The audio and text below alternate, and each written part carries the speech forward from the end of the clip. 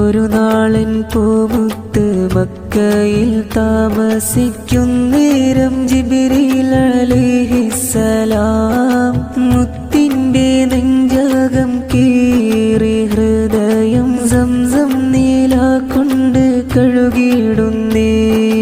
തൂവെണ്മ പോലോത്ത പൊൻതളിക കഴുകി ഈമാനും ഹിക്മത്തും നിറയ്ക്കുന്നേ.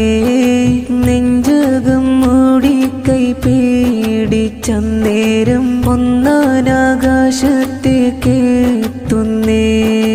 ഒന്നാനാകാശം കാക്കുന്ന മാലാക ജിബ്രീലിനോട് ചോദിക്കുന്നേ, ആരെന്ന് കൂടെയുള്ളവരെന്ന് ചൊല്ലു, അറിയാനെൻ മനം തുടിക്കുന്നേ.